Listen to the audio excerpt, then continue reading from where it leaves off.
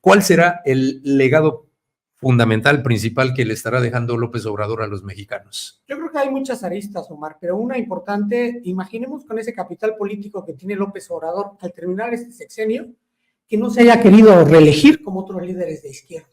Ahí habla de un proceso democratizador distinto a lo que nosotros estábamos acostumbrados desde Lula, Evo y Fidel Castro, que nos da cuenta que es un sexenio que tuvo otro matiz con respecto a las izquierdas tradicionales. Pero también tenemos que ubicar que pese a que hay una gran emoción por López Obrador, en este sexenio el Producto Interno Bruto no creció más allá del 2%. Sin embargo, él había prometido, había hablado de que al final de su sexenio íbamos a estar por el orden del 6%. Exactamente, ¿no? Pero hay una percepción de que sí crecimos mucho económicamente y eso se debe a un factor. La redistribución de los ingresos fue diferente a los otros sexenios y entonces regó el dinero en 30 millones de familias, que se dice fácil, pero que dinamizó la economía popular, tanto en los ranchos como en las colonias de las grandes y las pequeñas ciudades. Eso es otro factor de distinción. También tenemos facturas pendientes. Él prometió no militarizar este país y ahora tenemos un país cada vez más militarizado a lo largo y ancho del país, lo que es una factura que en términos de las izquierdas no es congruente con lo que el candidato prometió y con lo que el presidente ejerció a partir de una política pública militarista. Otra de las cosas que nosotros podemos ver como un cambio que yo creo que también dan un matiz de nuevos eventos es la relación de López Obrador con la prensa. López Obrador es un parteaguas a partir de que él puso la noticia. Por eso las grandes cadenas televisoras estuvieron inconformes y se tuvieron que adaptar. Recordemos que anteriormente a las 6 de la mañana Televisa y Azteca eran las que daban la nota.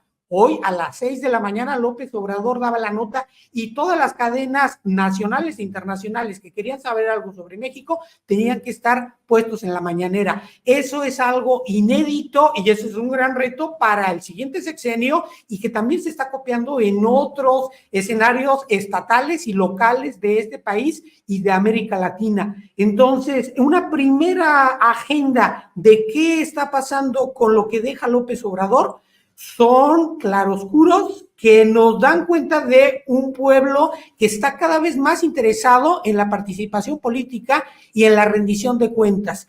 No queremos echar las campanas al vuelo y decir que todo fue excelente porque ahora sí que no somos aplaudidores del gobierno, pero sí creo, Omar, que hay una voluntad de la sociedad mexicana porque los escenarios políticos sean distintos a lo que históricamente hemos visto.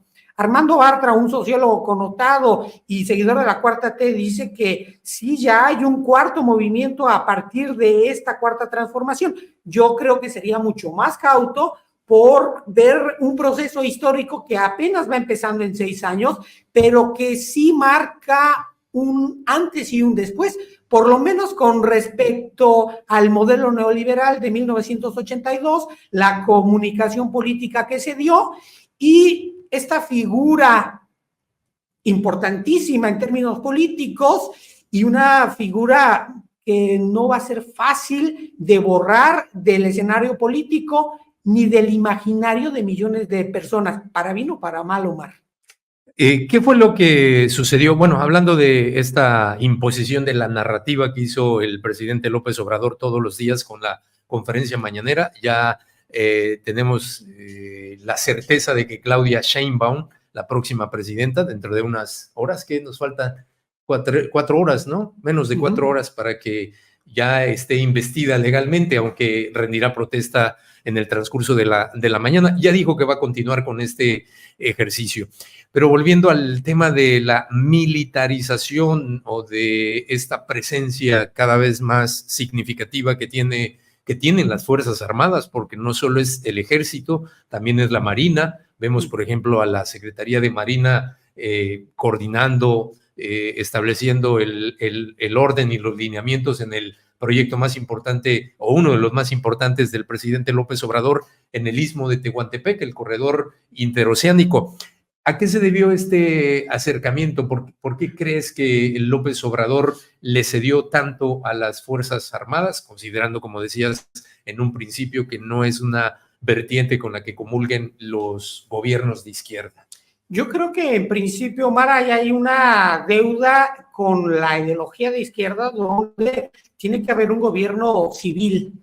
Y en ese sentido, si nosotros revisamos la definición del Estado, es aquel que tiene el monopolio legítimo de la violencia. Desgraciadamente en este país hay un montón de contextos donde el Estado no tiene el monopolio legítimo de la violencia. Y para López Obrador, una política pública fue acercar a la Guardia Nacional, que en un momento era civil, ahora con la reforma que ya se va a integrar al Ejército de la Marina, era creer que el Ejército era incorruptible, que era más leal que las policías municipales, las policías estatales y las policías de investigación. Sin embargo, nosotros estamos viendo en este gran saldo que si yo creo que hiciéramos una lista de cuál es la principal falla del gobierno de López Obrador, es la inseguridad. Tenemos a lo largo y ancho del país una percepción de que no ha cambiado mucho las cuestiones de que yo pueda llevar a mi hijo libremente a la discoteca y no me preocupe si llega a las 5 de la mañana. Entonces, este coqueteo con darle mucha presencia al ejército a mí me parece peligrosa, un poco mitad en broma, mitad en serio. Dicen que solo le falta que le dé al ejército, a la Federación Mexicana de Fútbol, a la selección mexicana, ¿no? Entonces, creo que es importante ubicar que los ejércitos no están para hacer tareas de seguridad nacional al interior. El ejército está para otra cosa y eso nos ha demostrado la historia en las dictaduras de América Latina y también en los procesos mismos que estamos viviendo, que es delicado porque pongamos un ejemplo que llega un extremista de derecha con todas las facultades para que el ejército pueda hacer y deshacer en cualquiera de las partes estratégicas de este país, en la económica, en la de infraestructura, en la educativa y obviamente en la de seguridad nacional. Entonces, desde mi punto de vista, creo que el antes y el después que marcó este sexenio también tendría que dar un golpe de autoridad Claudia Sheinbaum para darnos un proceso distinto al que creo está en deuda la cuarta T. ¿No vaya a ser que llegue un Milei, por ejemplo? Exactamente, ¿no? Esos son los grandes problemas de darle facultades al ejército y llegue la extrema derecha al poder, que ellos históricamente han gobernado con el clero, el ejército y los empresarios de la mano de la represión y la ultraderecha.